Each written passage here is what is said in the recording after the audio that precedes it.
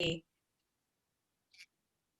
really happy to be here, and I'm really thankful for the work that you and Roger and Marjorie and Sophia and Warren have all put into organizing this for us. The book has been out for just a short period of time, so we're excited to share with everyone. I'm gonna get us started, and let me share the screen so that you can see. Basically, the book is this wonderful collection of 10 chapters, 10 different authors. Genevieve and I wrote the introduction, and you're gonna hear today from Joel Sati about his chapter and from Carolina Valdivia about hers. So I'll tell you just a little bit about the other chapters. A couple of them take on the university as an institution and the experiences of students that are not the warm and fuzzy ones that so many of us have been writing about. Trying to think critically about the role of the university in creating what we came to think of as dreamers. Some of the other chapters focus on rethinking citizenship from the perspective of people who are left out either because we've come to think of only certain groups as being deserving enough for citizenship, or people who are trying to redefine it for themselves and understanding their own worth and what they contribute in this country. There's also a series of chapters that look at the messiness of life, the way that undocumented identity is not a singular thing. It interacts with several other aspects of identity. Sometimes it's not the most important part of someone's identity, or not the most important part of how they determine their day-to-day life. And that allows for a various ways of living that can include for a whole human being, everything from pain and anguish, but also to joy and to love. And so the last set of chapters really look at that complexity of life. And there's also an appendix that includes some of the key words in these areas of study. I want to tell you a little bit about how the project came to be. So Genevieve and I really have been in this, experiencing this from different perspectives for a long time now. First, as people who are scholars and researchers in this area, publishing about the experiences of undocumented young people as activists, as students, as people who live in this country. And then very importantly, I think something that we want to highlight is that we do this also as allies, as people who accompany the political struggle, whether for undocumented students specifically or for the undocumented migrant movement more broadly. And that's important, and we'll talk more about why that matters.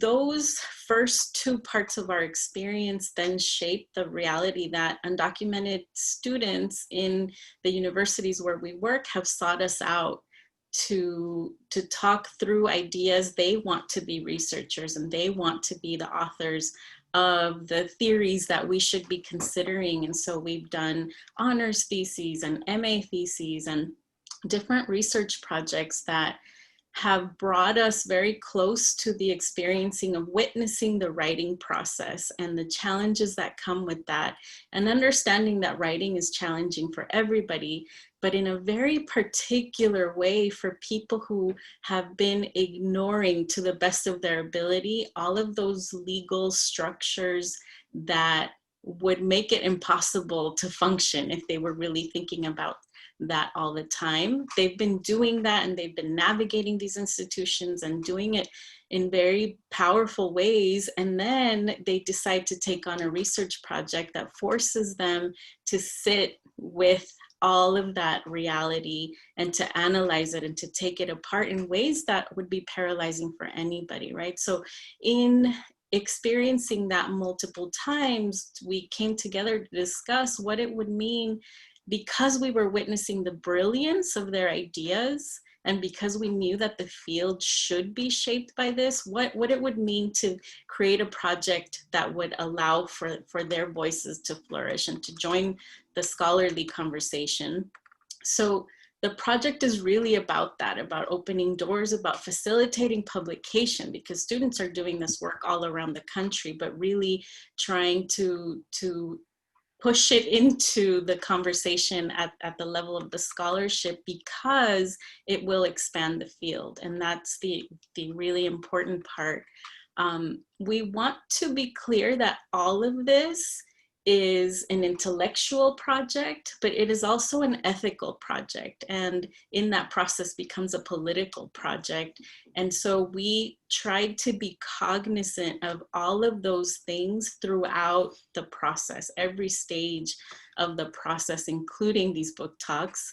And we, understanding the neoliberal context of higher education now, really want to take a stand with this book and what it can represent for how we mentor people who are the most impacted in fields that we write in. Thank you, Leisy. So we also wanted to share a little bit about what we see as the main contributions of the volume. The book, We Are Not Dreamers, is a methodological intervention in probably a very obvious way, but it's also in a lot of ways an empirical and an analytical intervention. So what we were seeing is that in the world of higher education, access to higher education began to shift for undocumented students. This is particularly true in a place like California, right? So as undocumented students began to gain access, as undocumented young people, I should say, began to get access to the institution of higher education through a series, of course, of legislative shifts and policy changes that they themselves brought about in many ways through their activism, we began to see that undocumented young people began to be positioned then in a different kind of way as developing scholars and theorists of the undocumented experience. At the same time, the field as a whole was not really yielding to this shift, right? The field as a whole was not nimble enough in thinking about how to track, consider, and really recognize the contributions that undocumented students who maybe had been just a couple years prior, undocumented high school students sort of knocking on the door, trying to figure out how to chart a path towards higher education, how they themselves were coming to be constituted and situated actually as knowledge and theory producers of the undocumented experience. So We Are Not Dreamers is, to the best of our knowledge, the only edited collection of empirical and theoretical work by undocumented and recently undocumented scholars. We felt really important that there is great work that happens around testimonio. We felt it was really important to be able to acknowledge that and also push beyond that to make a different kind of contribution, which is really situating the empirical and the theoretical work of these young scholars as central. So that's the methodological intervention. The empirical and the analytical intervention is perhaps most evident in the title of the book. So there is two sort of things that I want to identify in terms of these interventions. The first is that so much of the work about undocumented young people, so much of the intellectual work about undocumented young people really focuses on the educational realm, really is situated in a contextual way in the space of schooling, education, and higher education in particular. The work in this volume really pushes in a very explicit way beyond that, right? Pushing beyond the realm of education to examine the ways that undocumented actors really are moving through the spaces of daily life, right? In much of the ways that Leisy was sharing earlier in looking at the different chapters, but also really importantly, not just moving through those spaces of daily life in what we consider sort of, undocumented life in the United States, but also being made and remaking in turn those spaces in really fundamental ways. And we see that and the examination of that and the clarity and the illumination of that as a really critical point of departure and expansion from the previous work that's been done.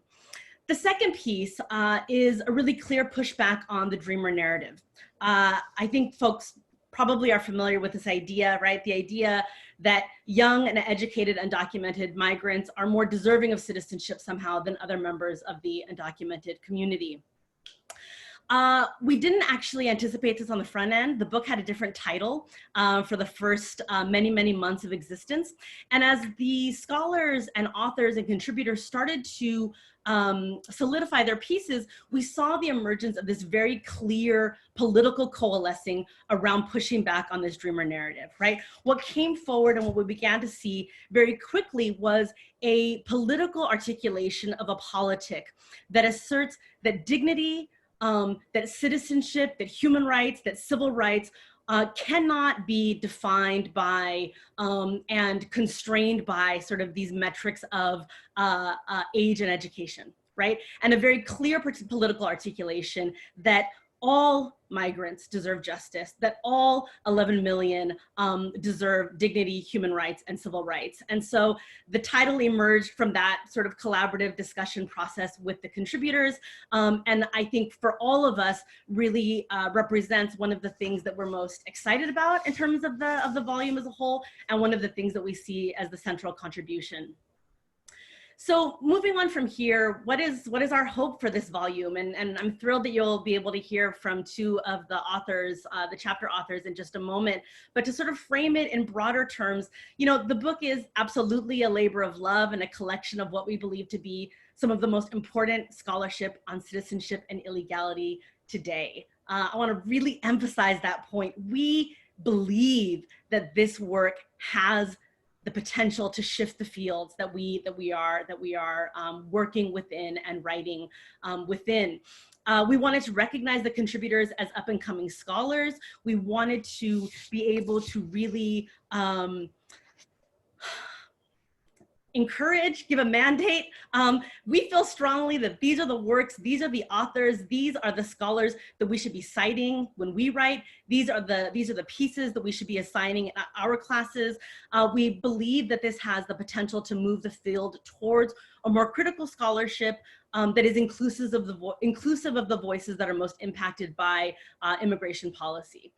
We, of course, also, because as Leisy shared, all of us involved in this project are thinkers and scholars. We're also of and from and coming from and trained within and products of movement work. So we also, in a very explicit way, hope that this volume can be in service of the work that's happening on the ground to advance the cause of migrant rights. And very particularly, we want to encourage, as a collective process, all of us, to stop thinking of undocumented young people not only as the objects of research, right, but as potential scholars and experts who can help to shape these fields.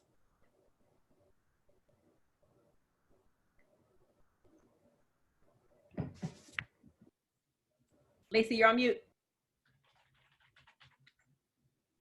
So we want to just really emphasize once again the ethics and the politics of this process. Based on what we've experienced as scholars, as mentors, as mentees at different moments, right? That mentorship is a key part of the process as a form of accompaniment to the authors, as a form of a commitment that our jobs include helping them think through their ideas to get them to feel full ownership over that, to then have these contributions to make into the field. We also include that, like I mentioned, through all aspects of this project, including the fact that all of the royalties will go to an organization that the group decided together, collectively. We make as many of the decisions as possible collectively to go to the organization Al Otro Lado, which together we researched and felt was an organization that is doing critically important work with refugees, asylum seekers from all around the world who in some ways are connected to the groups that we write about and care about in this scholarship, but also have been left out of so much of that conversation. So again, ways to keep expanding what we think is important in this field and ways to keep contributing with our work beyond publishing in a peer-reviewed journal or something like that. So we thank you. We really want you to hear from the authors now. And in case you want to be in touch with us, we're active on Twitter and you can find that there. But definitely, please, check out the chapters, think about how to incorporate all of this work. I've already included it in all of my citation software, so I know this is the work that I'm going to be citing and using to move the field forward. Thanks.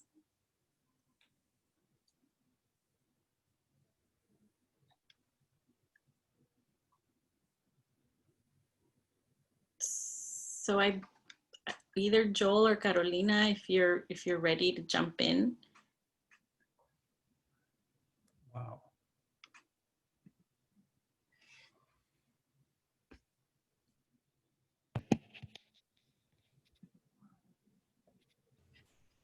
Okay, I guess I'll jump in. First of all, thanks for having me, and I'm really honored to be a part of this event. And I also want to give a special shout out to Genevieve and Leisy for opening up the forum that is the edited volume, and also for being supportive of me and also the other scholars that are part of this volume. And in thinking about, I guess I wanted to bring it back to the idea of honoring the immigrant rights movement and trying to do work that not only honors them, but also moves it forward. That laid the foundation for my chapter, because at the time that it was written, it was at the point where DACA had been established, and there still seemed to be a little bit of a stalling in terms of, even though Trump was elected, I still didn't get the sense that there was any momentum moving forward from DACA into something that was more comprehensive. And I was really interested as to why that's the case. And so in looking at the sociological literature on framing, which is actually not a literature that I was familiar with, because I'm trained in philosophy, and so I kind of came across this literature almost by happenstance. But in looking at it and trying to think about the importance of it, or what it really shows about the immigrant rights movement and where it could be and where it is and why it's not getting to where it could be, looking at metaphor was actually a really important intervention toward my thinking. And I wanted to develop a comprehensive, or at least a comprehensive enough account to at least begin discussions as to how to move the immigrant rights movement forward, hence this paper. And so in looking at, so the title of the paper is Other Borders, the Legal as Normative Metaphor. And in looking at metaphor, I had come across this book. It's called Metaphors We Live by two authors, George Lakoff and Mark Johnson. And the argument was that not only was metaphor a critical part of how we think generally, but it's also an important part of how we move forward, or how we conceive of various potentialities. And in the political context, thinking about the metaphors that structure political discussion play an important role in how we think of what is possible through the political process. And it was there that I looked into and saw if there was any extant literature on immigration and metaphor, and I came across this article, Alien Language, by a professor in Oregon named Kenneth Cunningham Parmenter. I think that's his name. And there were a couple of things that I got from the article that I thought were really interesting. And the first was looking at the term alien.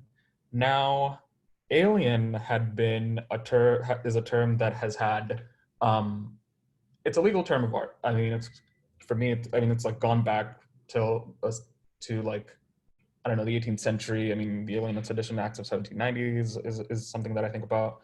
And it's been a legal term of art. And up until, the mid 20th century, that's pretty much what it was.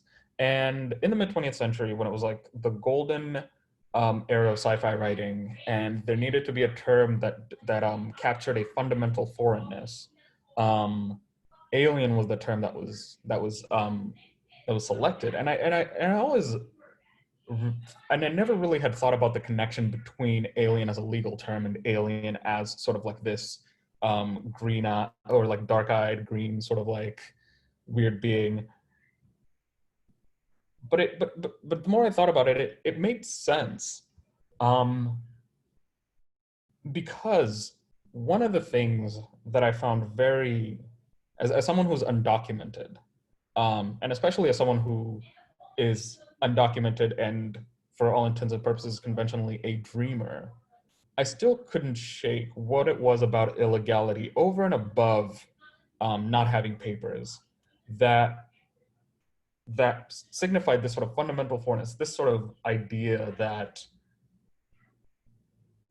I am always outside of, this society.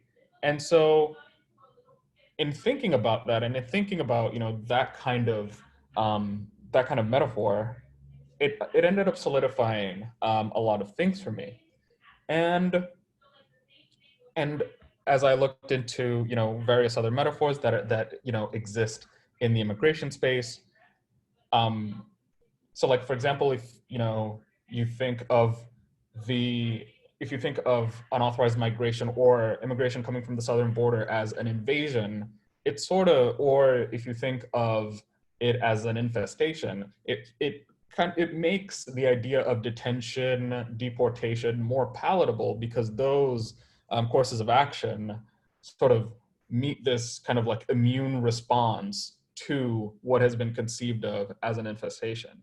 And so it was so that was one way to think about it. And then I, thinking about how that, so was sort of like the kind of political environment that immigrant rights sort of like is contending with. And it's like really difficult. And it seemed like really difficult to combat that. But I was also interested as to whether or not there were metaphors that were internal to the immigrant rights movement that were pernicious as well.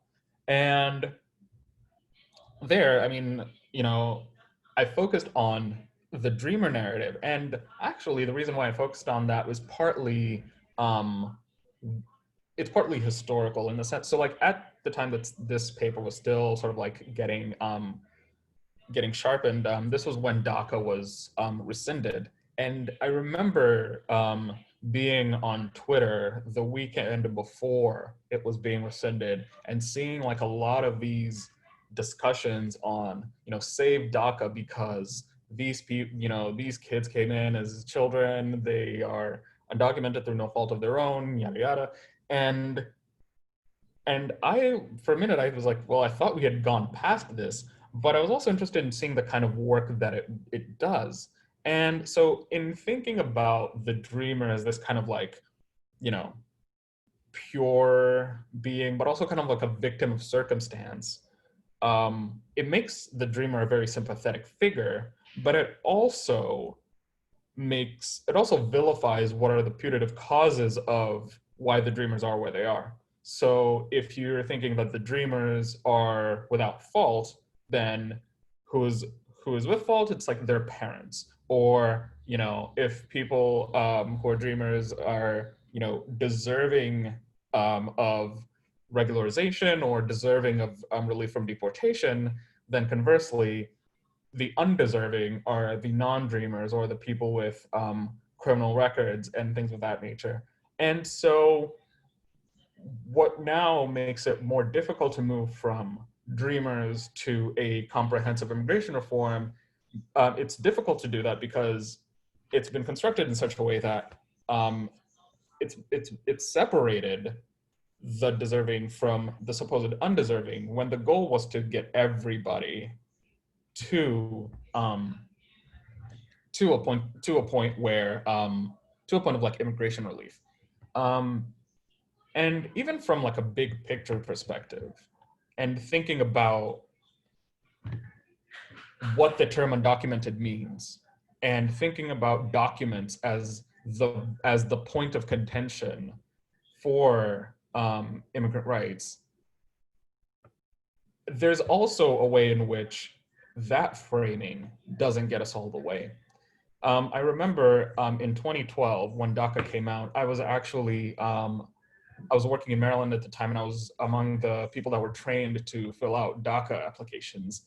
And I remember the first day, there was like a line going around the block, and it was like parents and their kids, and then they had, they had report cards, they had bills, they had, like documents from doctor's appointments. And I was thinking, well, I mean, they have documents. So it seemed like they're, at first glance, they're not really undocumented. And the more I thought about it and it came to me as like, it's just a matter of what documents matter, not necessarily the fact that they don't have documents. And so if the goal is to just focus on the documents, sure, it's theoretically possible to get people papers, but I'm a Black immigrant. I also sort of got the sense that even if I got papers, it wouldn't really matter because, I'm a Black person in America.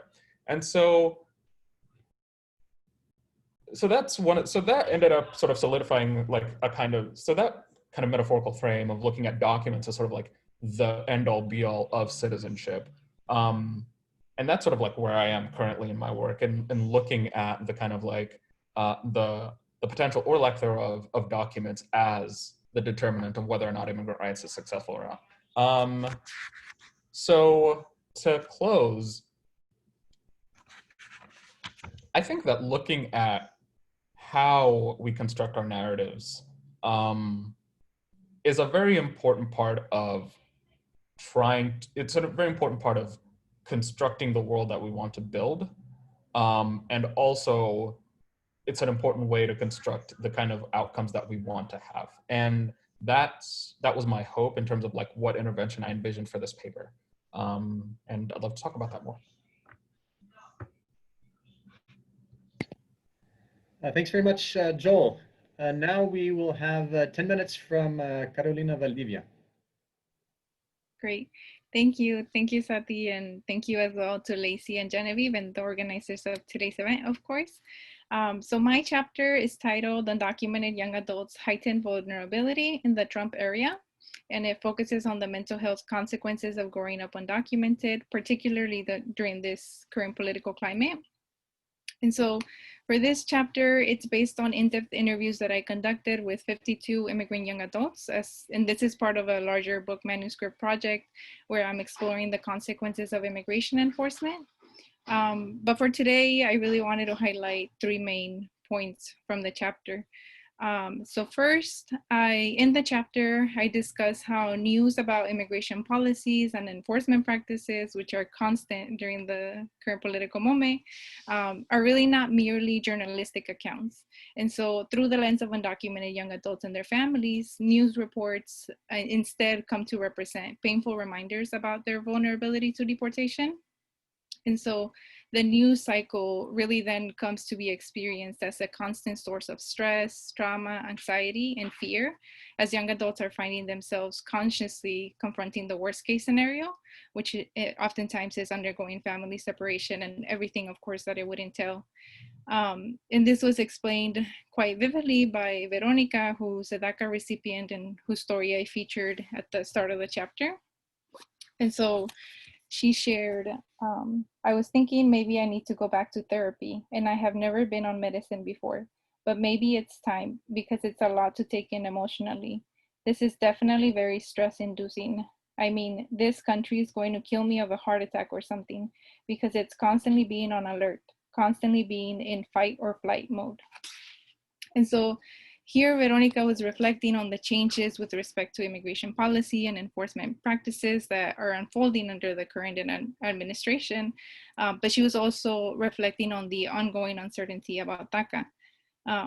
With this in mind, I also wanted to mention, as I also note in the introduction of the chapter itself, is that it's not so much that immigration enforcement is somehow a new phenomenon or very unique to the Trump administration.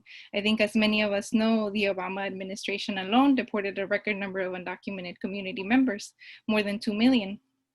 And so even though that's a fact, and we may not be seeing quantitative differences between administrations with respect to the number of deportations, for example, the current political climate has undoubtedly yielded a qualitatively different experience of what it means to be undocumented in the US, as families are confronting not only the very real, palpable fear of apprehension, but also the rise of anti-immigrant sentiment, rapidly changing enforcement tactics on the ground, diminishing opportunities for some type of immigration relief. And then of course, all of this is compounded by the current reality of the pandemic and everything that's been happening with the elections, etc. And so for many families, everyday life can quite literally feel like a constant attack. Sophia, who is also featured on the chapter and is a legal assistant and a DACA beneficiary, and whose father was actually previously deported, she shared, after the elections, I felt like it was just every week that we were getting at least one phone call that everybody was getting detained. And oh my God, what is going on? She expressed. And obviously that causes a lot of anxiety. It was a very emotional time, those very first few weeks. And even now, it still feels like an emotional roller coaster. Like we're okay for a little bit, and then the next horrible thing happens. And then she elaborated on how this reality is affecting her mental health. She mentioned, it takes a toll, even though it's not my family members. I don't know these people, but it's just, since I've been in that position, I feel like it hits me the most at work. And obviously I can't cry at work. So, sometimes I go home and I'm just sad for the day. And so this brings me to the third point that I wanted to highlight. And that is, with this chapter, I really wanted to dive deeper into how we understand the mental health consequences of immigration policies and enforcement practices. And so with this chapter, I documented not only increased feelings of anxiety, fear, stress, and depression, but also a wide range of psychosomatic symptoms. And this included stomach pains, eye twitches, headaches, etc. And so overall, my hope for the book, and also for my chapter more specifically, is that really the voices of young adults featured in the chapter will encourage us to pay closer attention to how deportability is being constantly produced and reproduced on the ground, whether that means through news reports, rumors about raids, or information about community arrests, checkpoints, etc., and the effects that this is having through the lens of those who are directly affected. And I'll end there, but I'm also happy to address any questions or talk about any of this further in the Q&A. Terrific. Thank you. Now we will have a comment from Professor Frances Contreras. Frances? Hi, good afternoon. It's a real honor to be with you all today to discuss the important work, We Are Not Dreamers, edited by Dr. Abrego and Dr. Negrón-Gonzales.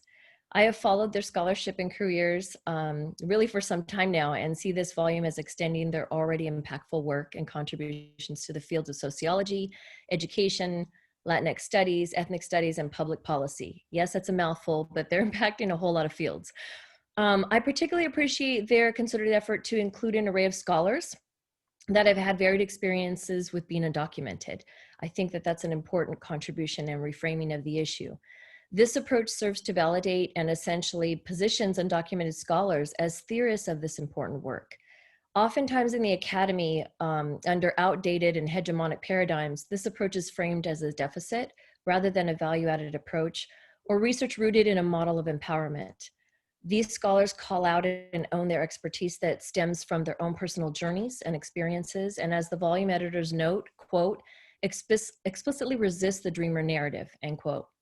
That in many ways, the approach taken by activists and immigrant rights organizations to legitimize the right of undocumented students to remain here in the United States has really been based on their identity as Americans and representing a dream. And I love the fact that they critique this conceptualization, because when in reality, the dream or American dream was never intended for this marginalized group nor promised to minoritized communities. It is an ideal rather than a reality. In this moment, when we continue to witness the dehumanization and marginalization of undocumented individuals in this nation, We Are Not Dreamers offers a highly relevant and critical array of perspectives that make up the varied experiences and intersectional identities of a community that continues to be targeted by presidential administrations, yes, plural, underserved as well as excluded from basic human rights in this country. So it's not enough to say this is a shameful moment in our nation's history. without intentionally attempting to inform discourse, theory, policy, and activism. This book attempts to elevate the conversation by presenting a level of authenticity and firsthand experience navigating legal status in this country as students, scholars, and across their multiple intersecting identities. In chapter 1, I'm going to focus on the 2 chapters of those scholars that are here today. Other Borders, Sati, sets the stage for unpacking how we frame undocumented immigrants in political discourse and through the immigrant rights movement. I thought that this was an incredibly important contribution to this discourse. Dr. Sati raises the role that metaphors play in shaping policy for undocumented immigrants, how metaphors shape how we think about policy and frame the issue. In this chapter, he offers a critical discussion and reflection of select metaphors that have dominated our thinking and national discourse, including illegal immigrant as alien, immigrant as dreamer, and immigrant as dreamer. These are the 2 that I want to focus on. The former, which I have long been critical of and do not use in my scholarship, serves to dehumanize immigrants in this country. Here, the author utilizes case law and the courts to convey how the term, quote, alien, when utilized by the courts, has served to normalize its use in the legal sector. The author provides the same critique I noted and basically calls out that this metaphor is rooted in racist nativism.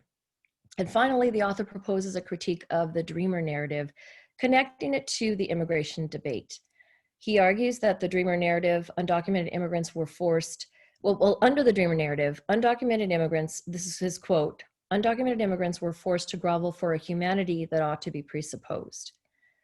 So he unpacks this idea of the dreamer narrative as having to prove their worthiness, to fit a profile of being a high achiever, a hard worker, and really fitting into the capitalist framework that dominates our perception of who is deserving and worthy of citizenship.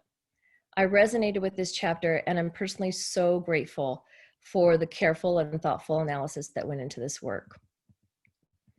Now in chapter 6, the piece by Carolina Valdivia, Dr. Valdivia, titled Undocumented Youth Adults' Heightened Vulnerability in the Trump Era. This author provides us with firsthand accounts of the anxiety and stress the policy environment has played on young adults in this nation. She carefully lays out the policy changes that occurred during the Trump administration as a backdrop to the ethnographic study highlighted in the chapter. By exploring the role of family members and those who have been deported or have immediate family members deported, or those that are undocumented, she highlights how they live in perpetual fear of them being deported. And given her own experience of growing up in a transborder region, Dr. Valdivia brings a firsthand knowledge of the experiences undocumented students and families face, and really highlights that in this chapter. She brings that to bear. By focusing on undocumented students in San Diego, where I live, right, I actually live right on the border, she really, highlights and brings to light the transborder experience of these young adults and their constant reminders of their immigration status. And if any of you have been to San Diego or have spent time or lived on the border, you will see the enhanced presence of the Border Patrol that purposely target Latino dominant neighborhoods. And she raises the level of profiling that exists in these neighborhoods and how it occurs with La Migra, and how it really occurs frequently towards immigrant communities, particularly now in this political climate. And this, she argues, places them in a tenuous position of perpetual anxiety and fear. And she just noted that, the levels of stress. And I think that that's another really significant contribution of this work, is that she's one of the first, if not the first, to really call out something that's seldom discussed in the literature when we think about the plight of undocumented immigrants. And that is the role that the political climate and policy arena is having on the mental health and well-being of these young adults. And as a parent, I distinctly remember, I'm a parent of 2 young children, and I distinctly remember the day the president was elected and taking my children to school and seeing parents and teachers and children crying because a person who hated Mexicans was elected and placed in the White House. And that's debatable. But I will say that that's a distinct experience that sits with many families, and it causes incredible stress that has lasted really not only throughout the course of this administration, but as she noted, previous administrations. And calling out the mental health, has implications for practice, meaning we need to pay attention to how we're serving these communities and whether or not we are providing those mental health services for our students and their families. I would be remiss if I didn't mention other chapters that stood out while I read the volume, but the reality is that they all did.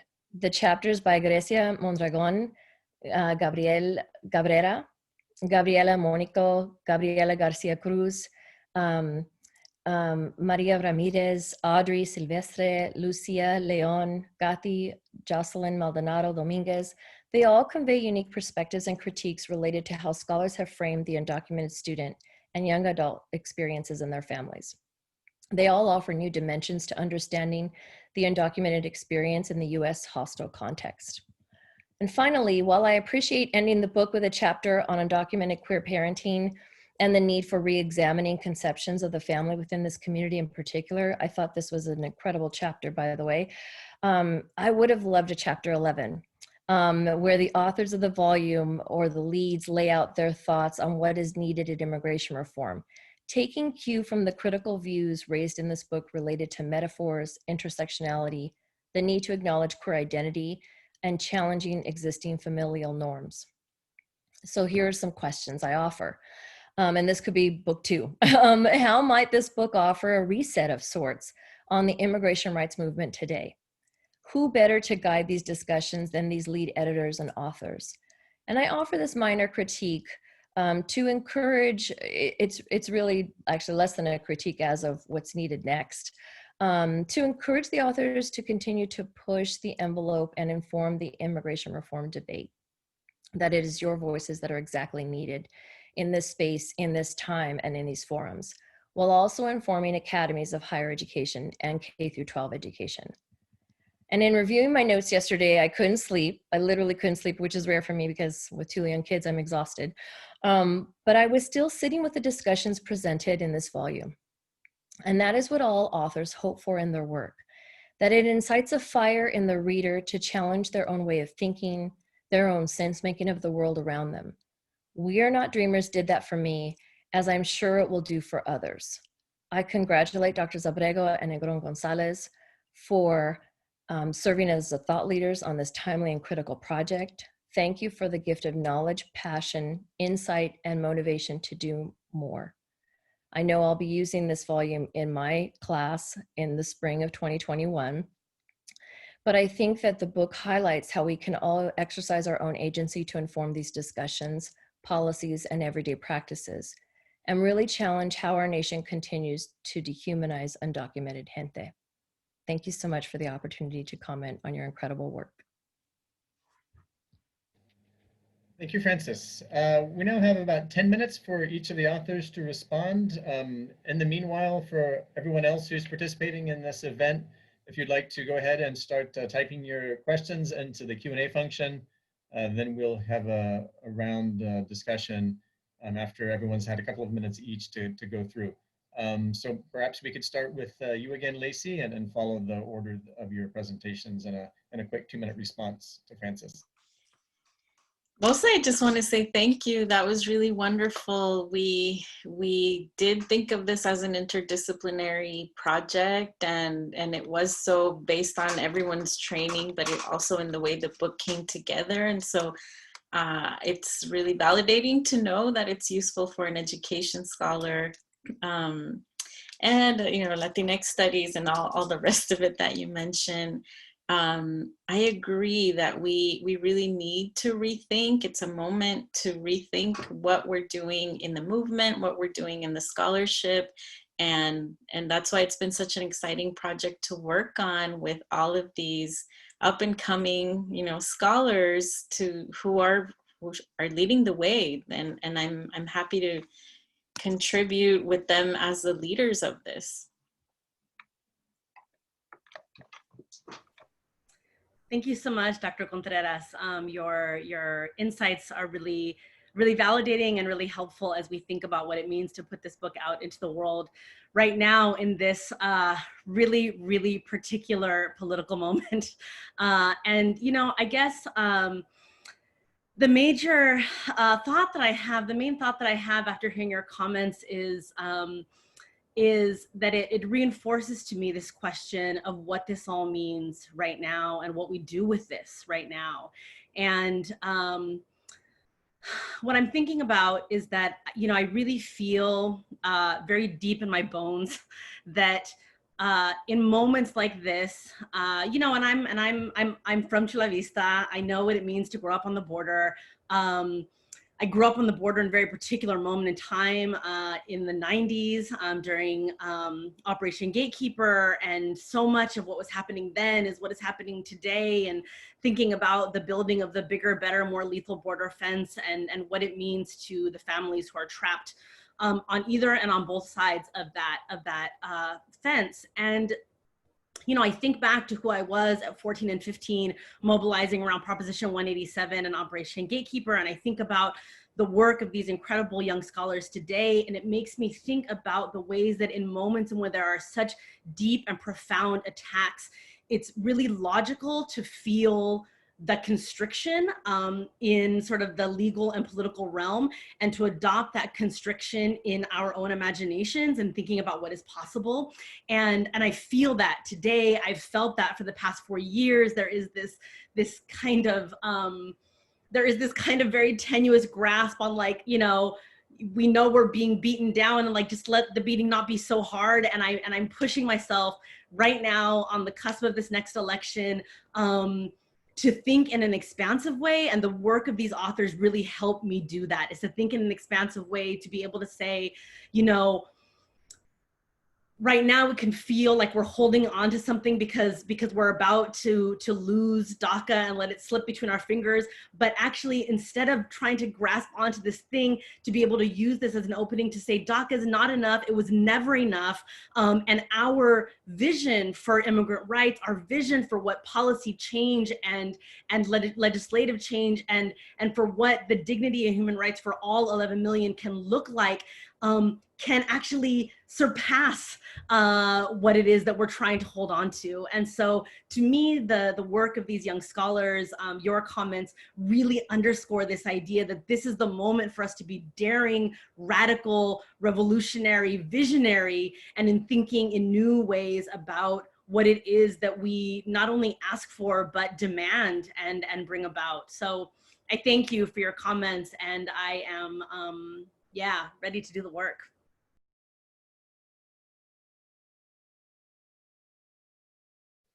Joel, do you have a comment? Yeah, thank you, Dr. Contreras, for those wonderful comments. In thinking about where work like this can move forward, or at least how I think I can advance that work, it was doing something like this that actually really motivated me to go to law school and to think about investigate illegality in all its forms. And one of the things that I have been interested in, is, so there's a legal scholar, his name is Cesar Cuauhtemoc Garcia Hernandez, and he has this 3-part definition of crimmigration that I've found out that it's actually like really structured, not only my work, but it's also motivated me to move in this direction. So the first definition is looking at the immigration consequences of criminal convictions. The second definition is the criminalization of certain aspects of migration, or the increasing criminalization of certain aspects of migration. And then the third one is the increasing use of criminal enforcement tactics for immigration enforcement. And as we've gone on in this administration, and things like family separation or detention at the border has gone on, it has really solidified the idea that illegality and combating it was never about immigration status. It was never about papers, and focusing on papers wasn't going to go anywhere near solving the problem. And I think, so in terms of where I think this work can go, I think looking at this kind of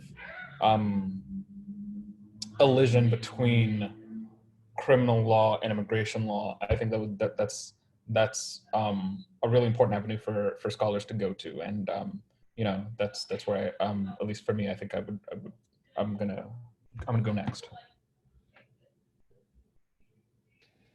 Carolina? Yeah, thank you as well, Dr. Contreras, for your insightful and really careful reading of the book chapters.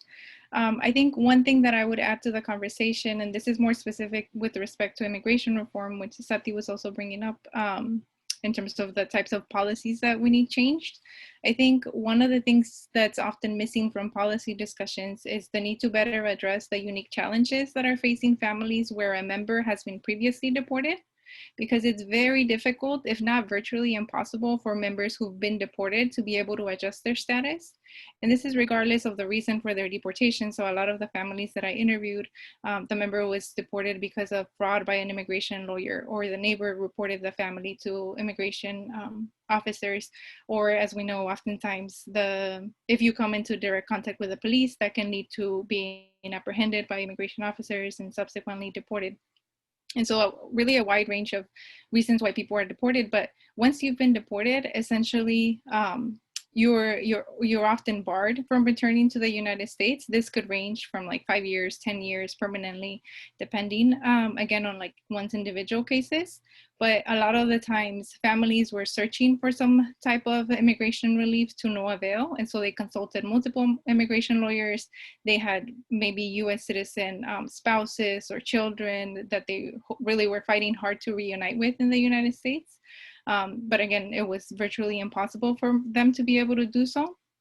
And really this was made all the more difficult for families who've been previously deported, re-enter the country unauthorized, and were deported once again, because then that triggered oftentimes permanent barring from the United States. And so really for me, when we're thinking about immigration reform, like we really need to be thinking, yes, absolutely, about undocumented community members who are here, but also about future migrants, about people who've already been deported and are living in this heightened state of vulnerability and surveillance if they return to the United States post-deportation. And so that's kind of where a lot of my work is also headed. I just wanted to add, thank you for that comment, because one of the issues I wanted to bring up is we need that this current moment and the experiences under this administration really need to inform how we go forward, right? Because there have been incredibly gross abuses of human rights, beyond civil rights, human rights, that we need to ensure there are safeguards as we go forward. And we haven't talked about family separation. We haven't, gotten into, the children that are still in cages at the border, even though they were mandated to be released. But I think that these are really important, events that have occurred that really need to inform. And so I agree with you how immigration reform moves forward, that the experiences today of those that have been separated, of those that have been denied rights in various, sectors needs to be addressed. Okay, well, we have lots of time for discussion. We have about 30 minutes for discussion, and we have several questions. The first is coming from David Cook Martin. It's a question directed to Dr. Negrón-Gonzales. You stressed this book as a contribution to how we think about citizenship and legality. Can you outline what specific aspect of the conversation on citizenship is pushed further by your collective work? I was thinking that you undercut and exposed the egalitarian myth underlying citizenship, something along those lines. I can start, and then I would welcome any of the other three authors to also jump in. Yeah, so I think that we could talk for probably 30 minutes about just this question. I think that absolutely this question around sort of the egalitarian myth, the conception around what does it mean to have to be deserving of and earn citizenship is like absolutely central to this contradiction, and understanding that was actually a created metric that is not sort of you know, sort of legally embedded in any way in immigration law. That it was a constructed a structure that sought to exclude an other, right? Nicholas de Geneva talks about, you know, sort of with every legalization is also an illegalization. I think it very much is rooted in this idea, right? That anytime we are drawing a border around, maybe border isn't the best use of the word here. Anytime we draw a line, every time we make a ring around a certain grouping of people, it is about the inclusion of that grouping of people. It is also about the very active process of leaving out the others who are outside of that ring. I also think sort of another piece to this that we feel like is really important in terms of the book is that the book and the contributions of the authors really are making a very intentional effort to think about what an intersectional analysis of undocumented life, and therefore what an intersectional analysis around citizenship and illegality means, and what it takes to do that kind of work. And I think that it's really important because there are so many ways in which sort of the undocumented community is sort of seen in this monolithic way, and they are seen and made as migrant subjects in that process that means something very specific and prescripted, right, in terms of sort of income and the kind of work, and then we can separate out sort of the dreamers as a part of that in terms of, you know, what a dreamer looks like and is and has achieved. One of the things that I think that we push on here is thinking about what it means to think about being, you know, queer and undocumented as a central part of undocumented life in this country. What it means to be a student on academic probation as an undocumented student who is a part of this legacy of folks who fought for you to be there and then to struggle to be on academic probation. That is a part of the undocumented experience, right? The experience of being not educated, not stellar in sort of these formal metrics that exist, but just a mom who's concerned about the survival of her children in a hostile racial context, and that propelling her towards activism, and that as a part of the undocumented experience in this country. And so to me, the question around sort of how this work,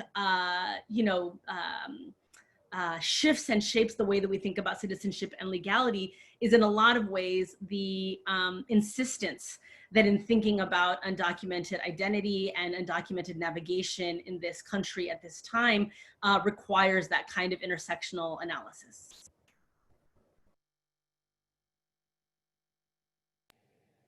Okay, another question related to citizenship from Marilyn McGrath. Can you expand on what you mean by immigrant rights and compare them with citizens' rights?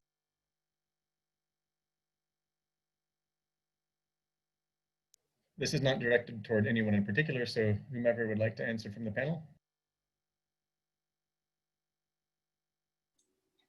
I know that Genevieve commented in this. I can say a little bit about the way that being, as we mentioned, kind of allies accompanying the immigrant rights movement, the centering of people who are in positions as immigrants, unable to legalize their status, unable to access legal protections, unable to get away from the daily fear of potential deportation and family separation.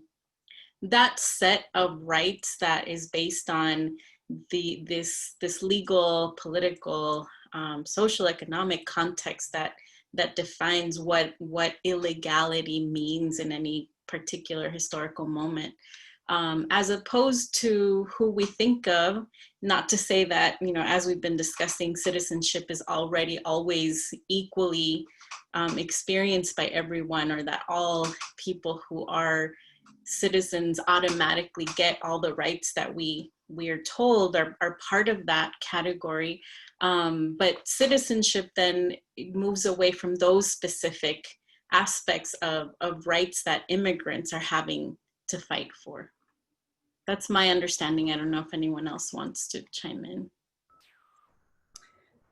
I'll just add very briefly that I think the other piece of this is that I think there is this this sentiment that sometimes is explicit and sometimes is implicit, that immigrants should be a little bit bashful about asking for rights. There is this sentiment that that immigrants don't really deserve rights, but if we are feeling particularly generous, then maybe we'll grant them. And I think the assertion around the dignity of immigrants and the rights that is that should be inherent to the migrant as a person and the immigrant experience, to me, is actually politically really important in saying, you know, we're not talking about immigrant rights in a way that is bashful. We're not saying, you know, we really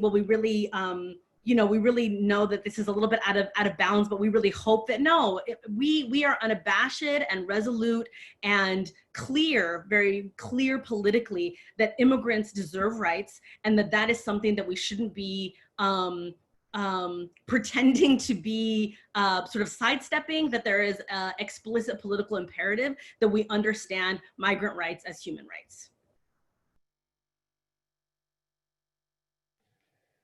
Okay, so, you know, Leisy, you just mentioned allyship. Here's a question about that issue from Alberto Ledesma. My question focuses on the ways that allyship is built via metaphors. The framing of the book makes a lot of sense given the unintended consequences that come with using a construct that reduces people to an archetype. However, there seems to have been a practical political expediency that motivated the need for that archetype. How do we continue to build allyship among non-undocumented agents in our society who are in a position to support and who may view the Dreamer narrative as an echo of MLK and Langston Hughes' aspirational vision of a more inclusive America? Is there another metaphor that can better facilitate that?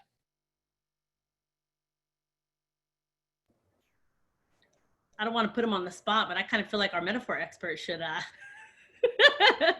should share some thoughts on that one. Yeah, so I mean, I've been thinking about this question for quite a bit. So in terms of building allyship, so one of the things that I've been thinking about, especially when it comes to the increasing similarities between criminal enforcement and immigration enforcement, for example, and like looking at in trying to fight mass incarceration, and ways in which the struggle against mass incarceration can aid and also can be aided by the struggle against the kinds of immigration detention, especially the way it's being carried out now. And I mean, my intuition is like, I don't think that would require the kind of pernicious archetypes that, for example, would, I guess, need to exist, or that do exist when it comes to like dreamers or trying to construct a being that's deserving, like a kind of sort of almost something that's not real. But I think in focusing, and I think it just focuses on, or like, you know, these sort of the kind of allyship that can be drawn between like mass incarceration and immigration detention. I think it presupposes, you know, institutions are imperfect, but also the people that, you know, that need to be helped are themselves also imperfect. And there's nothing wrong with that. And, you know, we owe it to bring people who we think are, or you know, we owe it to bring all people back into society, no matter what they've done. So like, that's one example that I can think of, but it definitely is something that I would have to think about, you know, a lot more. So we have a question from Yassine Mokrani in Tunisia. How can we apply this integration policy in North Africa, in countries like Tunisia? Because in my country, we have a serious integration problem concerning the foreign-born African population. And maybe more generally, are there some broader comparative lessons here that would apply outside the US context?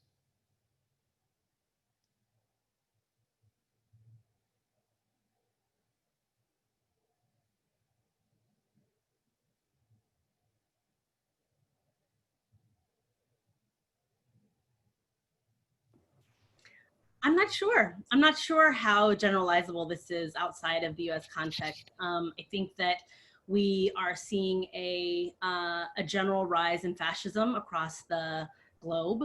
I think that we are seeing some very clear similarities around sort of the tightening of borders and the construction and vilification of the other, which is often sort of located in the migrant body or the body who is actively migrating.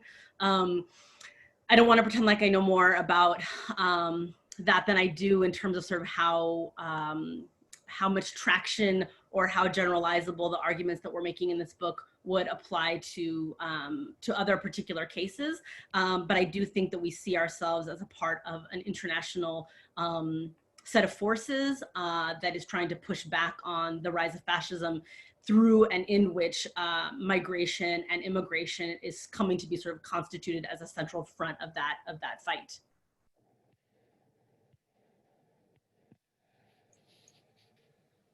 And as part of that, I would just add that there's, at the core of this project is the recognition that that experience of being made the other, of being targeted by changing policies, that all of that also leads to experiences that are important to highlight and to center in trying to understand how to resist them and how to create change and how to be more inclusive.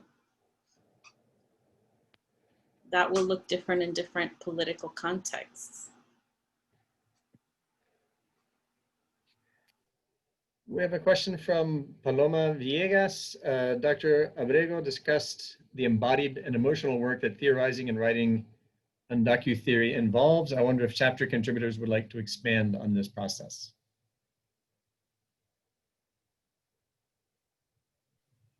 I could jump in. So this has been on my mind a lot, and I feel like this could be in its own whole other book or a series of books because it's very, very complicated. And it's something that I've been thinking about from the minute I decided to pursue graduate studies, and it's a roller coaster of emotions in many ways. Even I was just telling Genevieve that as I was reading some of the quotes, like I found myself shaking. And so even when I'm writing, as I'm thinking, as I'm reading other work on immigration, it becomes very difficult to escape something that is so deeply personal to me and to many of the people that I've grown up with, many of the people that I interviewed and still keep in touch with. And so that's why like it can be very difficult to engage in this process when it comes to conducting the interviews themselves, or even when we're designing the project or writing about it, presenting about it, etc. Every facet is really informed by our own positionality. With that said, one of the things that I didn't learn quickly enough, but eventually did, is that I constantly needed to check in with myself emotionally rather than pushing it away, because I know, as Dr. Abrego mentioned, this is definitely something that many of us try to repress at one point or another. For me, that's something for sure that growing up, it was just easier not to think about the threat of deportation and what it would mean. And so now when I'm sitting with an open Word document and I'm like trying to put really what I'm seeing in these pages and capturing it in a way that also does justice to community members, I'm forced to really dig deeper into many of those memories I've tried to repress. And so much of what was shared with me as well during the interviews that was challenging and difficult on their own to process and carry with me. And so I think just to say that for anyone else who also identifies as a scholar who's undocumented, right, currently or formerly, I found it at least imperative to constantly check in with myself and constantly reimagine ways of taking care of myself during this process, whether that means memoing, talking with others, surrounding myself in these types of communities.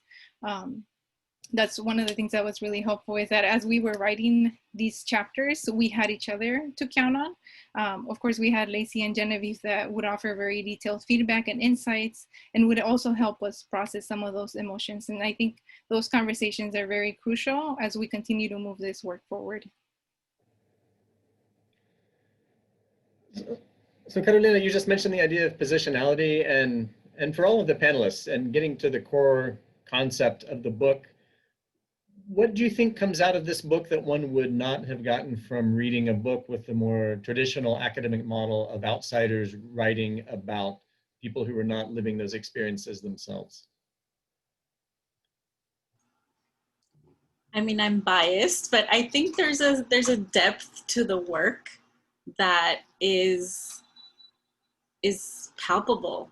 There's a depth to the ability to get at how these experiences, these ascribed identities, these legal policies, these, all these historical moments, how all of that plays out together all at once, right? So there's this way that only comes from having experienced it and being committed to telling it in those complex ways. And what I want to say too is that as someone who was trained in sociology, my PhD is in that field, methods are so important.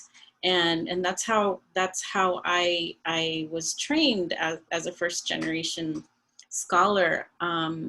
And now I'm in an ethnic studies department and have given myself the space to think about what that all means, what methods we use, why I was told so often that I shouldn't be studying my people because I'm too close and I'm biased, and why I should be comfortable as being perceived so often as Central American, as an object of study and not as the theorist, the person who can conduct rigorous research, right? I've come on this journey not wanting to reproduce that in my own scholarship, and also recognize that the work is rigorous in different ways, maybe not in the ways of counting and having a large enough N and, having the things that we've been told are the ways to achieve non-biased work, but it's rigorous in the sense that you're capturing experiences to more fully reveal the lives, the messiness of it all in ways that are impossible if you're really trying to stick into categories and boxes that we can count. And I think that comes through in so many of these chapters when people are willing to be vulnerable and write in ways where they're holding themselves accountable to the scholarship, to the literary field that they're in, but also that they're holding themselves accountable to community, and that matters. Thank you. Other panelists, would you care to reflect on that question? Yeah, I would also add that to me, I feel like this unique positionality really helps to amplify some of those nuances that are associated with the lived experiences of being undocumented.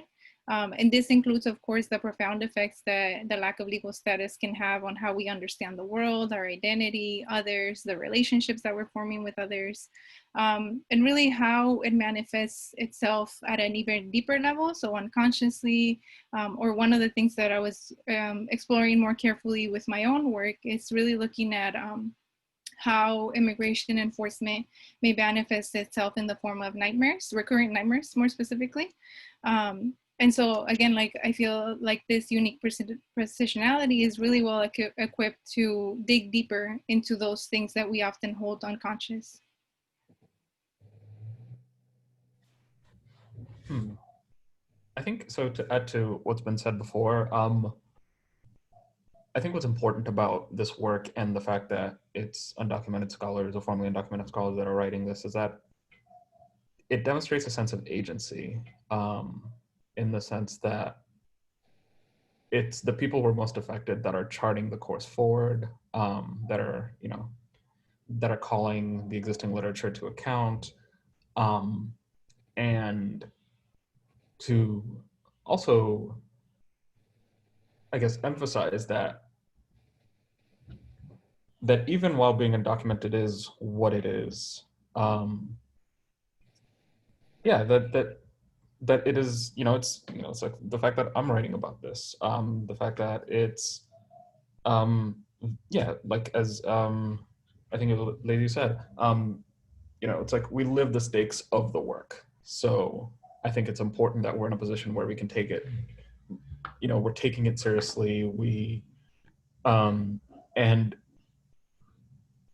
I think appreciating that, and appreciating the position that undocumented scholars are in, I think that's one of the things that I like about being part of this project and being able to honor the experiences of those who don't have the opportunity that I do to sort of like contribute in this way.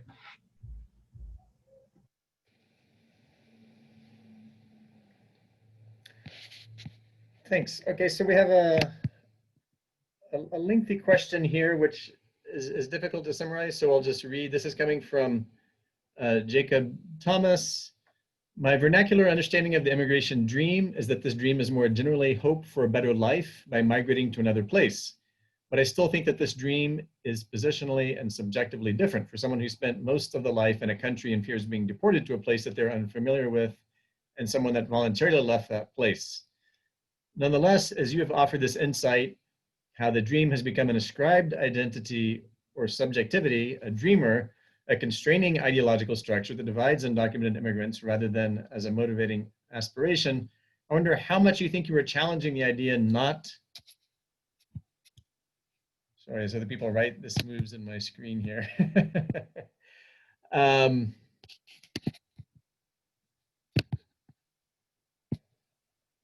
Okay, sorry, let me see here where this went. Okay, so nonetheless, as you've offered this insight, how the dream has become as an ascribed identity or subjectivity, a dreamer, a constraining ideological structure that divides undocumented immigrants rather than as a motivating aspiration, I wonder how much you think you were challenging the idea, not just of the dreamer, but the whole immigration dream idea as tied to deservingness and a privilege to become a member of society, instead of preserving a right to move across borders to be able to accomplish that dream.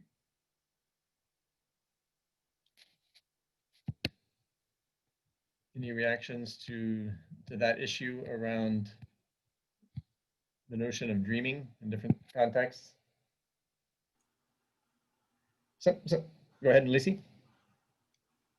Oh, sorry, I thought you were fine. So some of these questions, I mean, you can see them yourselves, and some of them might lend themselves better to, you know, independently corresponding with the questionnaire. Here is a new one, though, from... I can offer a quick thought on that. Sure, please. I mean, it's a quick thought to what is, I'm still like, you know, marinating on it. But my very quick answer to that would be, I think that we envision a politic of dreaming that says that fundamentally everybody should have the right to migrate if that's what they choose to do. And fundamentally everybody should have the choose to stay at home if that's what they choose to do.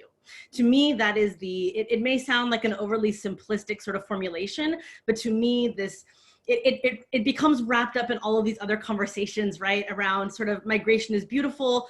Yes, but also migration is terrible for many, right? And Joel, I would invite you to jump in as well. But so to me, it may sound overly simplistic, but that's honestly the way that I think about it, is that we are trying to articulate a politic of dreaming that is about being able to ultimately have the self-determination to be able to make a life where you choose to make a life.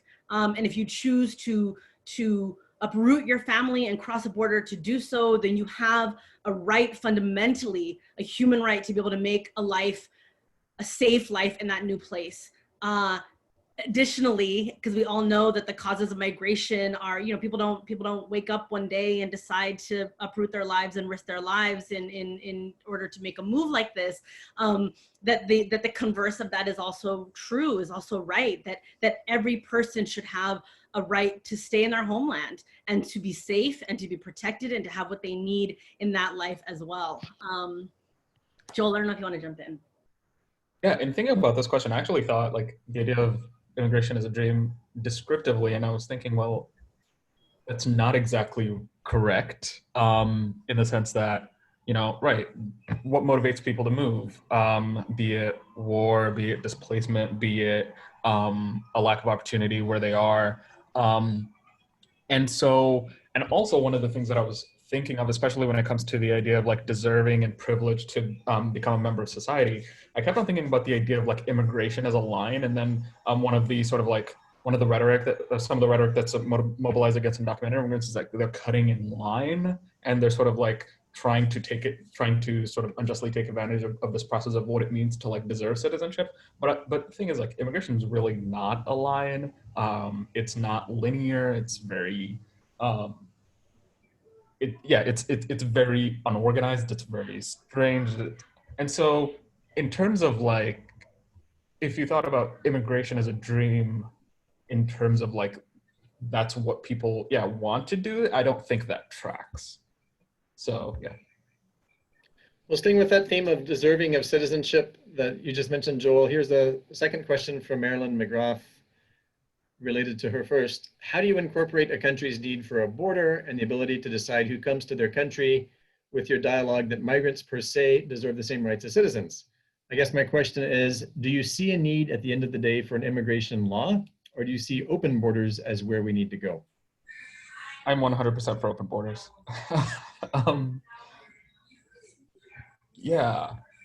So in terms of the end game, I think I argue for open borders, but I also know that it's not going to happen tomorrow or anything, and I think it's also trying to negotiate what it would mean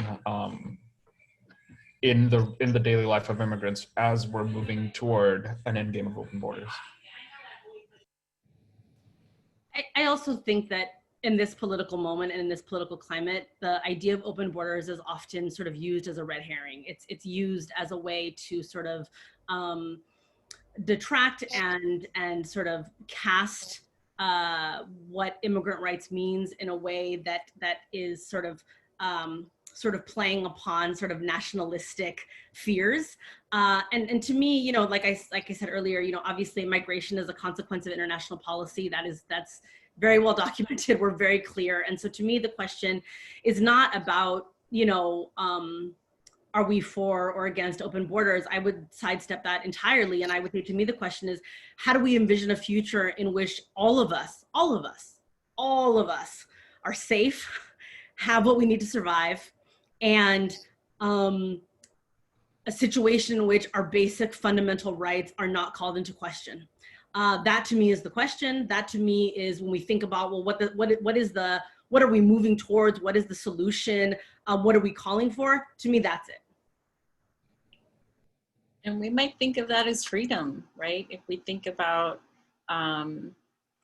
what everyone is looking for, the safety that you mentioned, the chance to have access to the basic things that guarantee human dignity, and to have that anywhere on the globe. Why should only one nationality versus another have that access, right? And we know, as I'm just echoing basically the things that have been said, that it's because of, in many ways, U.S. foreign policy in particular, that so many of us have ended up here. If we had open borders without any of that inequality, then it wouldn't be an issue. People would come and go as they need, knowing that they're safe and they can eat and that they can live and find dignity wherever they are. So I agree that the open borders question is problematic because it assumes that the world can only exist in the kind of inequality that we have now. But if we were to change that, if we rethought all of that, then open borders wouldn't be an issue. But we'd be calling for everybody to be okay. So we are down to our last couple of minutes, but I would like to invite a quick lightning round from the two editors, the two authors, as well as our discussant. Could you each pick out one point that we haven't yet discussed that's in the book that you would like to leave the audience with? Perhaps we could start again with the same order with you, Leisy. It's a very rich book. What I'll say is that one of the things I've gained from the process is that I've learned so much about what it means to be an ethical and thoughtful researcher from the people who are forging their way in this field now, and that I'm really inspired by the work that several of them are taking on as a result of meeting through this project, And I'm very much looking forward to what their scholarship will bring us in the coming years. I just want to thank everyone for being here, for participating. Thank you to Dr. Contreras for the really wonderful commentary. You know, to me, the one sort of last thing that I'll add is that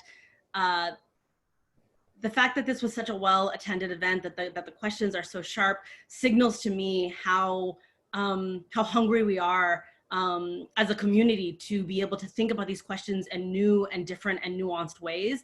And the works in this book have pushed my own thinking, have pushed my own scholarship, have pushed my own thinking as a researcher and as a writer in terms of what it means to really rise to the occasion and ask the critical questions. So it's really just such an honor to me to be included in a project with these incredible scholars. And I am thrilled to see the reception more broadly in the world and to do whatever I can to promote their work. So thank you all so much. Thank you to the contributors for being here as well. Yeah, I think one of the things that I want to leave the participants with is it's very important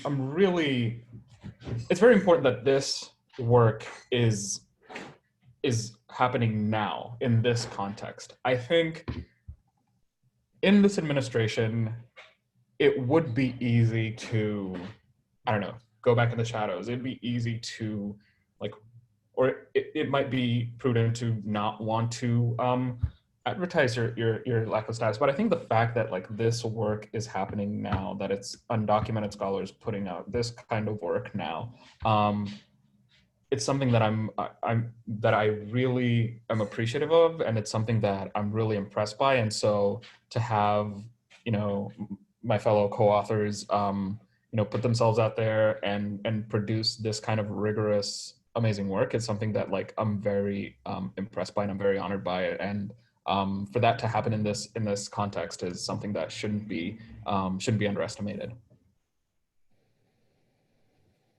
And one last thing that I would like to emphasize is really to encourage us to think carefully about the long-term consequences of growing up undocumented, which this book, I think, really speaks to that. And so I'm really excited for everyone to check it out, because as you read through these stories, really think about how many of the community members whose experiences are captured in this book will continue to experience many of these emotions and challenges and traumatic experiences for years, even in the cases where some of them are able to adjust their immigration status. And so really think about not the ripple effects, but also the cumulative and lasting effects of our current immigration system. And I'd just like to add, I think it was a really important critique that Dr. Negrón-Gonzales raised, was that DACA wasn't enough. And so I just want to reiterate that DACA was never enough, that it was a compromise. And it was very much a compromise, so that we shouldn't settle for a new iteration of DACA in this next round. And so I just want to leave the audience with the idea that we all have a lot of work to do. And in the next round, we need to be cognizant about securing the full rights, not only of undocumented students, but undocumented families, undocumented communities, and really, take into account the intersection that securing those rights means for us when we're talking about the targeting and the racism that they experience in everyday life. Well, thank you to everyone, to all 5 of the panelists for sharing your expertise. As I said, this is the first of our fall book seminar series panels. And if you would like to join us again next week, we'll be discussing Argentina in the modern Middle East. The author is Lily Balofiet. She's a professor at the UC Santa Cruz, with a discussion by Professor Stacy Fahrenhold in the Department of History at UC Davis. All this information is online at the websites of CCIS and the UCLA Center for the Study of International Migration. Again, thanks to everyone for coming out. And if you would like to read the book, which I highly recommend, you can get the information about it. You can order it directly from Duke University Press. It's affordably priced for classroom adoption. And thanks again. Hope to see you next week. Thanks so much for having us. Thank you. Yeah, thanks for having Meet thanks for having everyone. us. Good Good to job. see everyone. See you all.